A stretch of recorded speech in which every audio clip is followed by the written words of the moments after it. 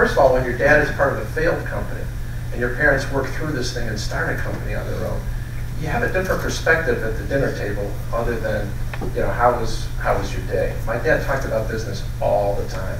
And he talked about some of the different things that he experienced that I'd like to share with you. One of which was an incident that he had, it had to be in the early 60s, where a woman came in for a loan. Now back then, women didn't come in for loans.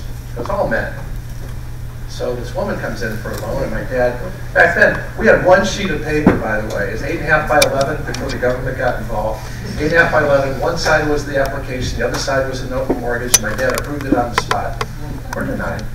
And it was, life was simpler then. So this woman comes in, and she didn't qualify. Her income wasn't good enough. And my dad said, well, don't you have someone that could possibly co-sign or be part of this? And she sheepishly said, well, my husband's in the car.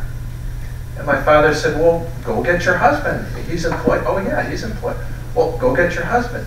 And the woman hesitated and then went out to the car and came back, and it was a Native American.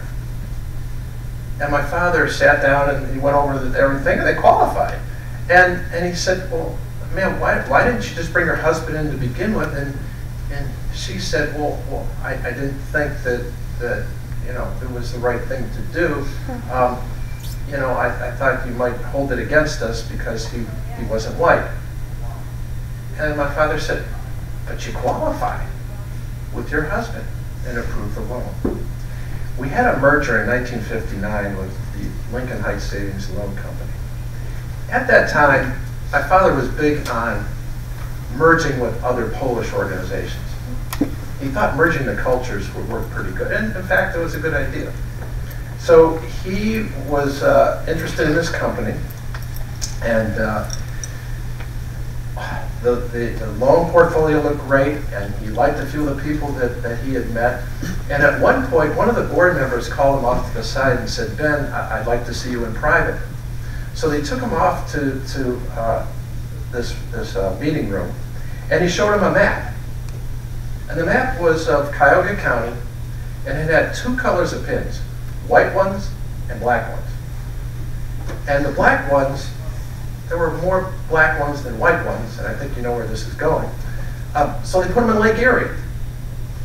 And my dad didn't know what this guy was going to present to him, and he said, well, what's this all about? And he explained, well, these are the people that we've made loans to in the inner city, the black people, and these are the white people, and before we go any further, I want to make sure that you're okay with taking out a loan portfolio where all these black people are. My father said, look, are they paying as agreed? And he said, yes. He said, so what's the problem? We've come a long way, and things have changed, and sometimes they haven't changed for the good. I'd love to go back to one sheet of paper. We could approve everybody in like 5 minutes here. But I think that those stories have stuck in my mind and have helped formulate my thought process and how I or we as a company can do more for people of lesser means, more for people that have grown up with the prejudices that I can only sort of relate to. I can't completely because well, maybe I can. My dad wanted to join Shaker Heights Country Club in 1960-something. He loved to play golf. And he had a lot of friends that were business people here in town. And they said, Ben, we want you to join the club. You got one problem.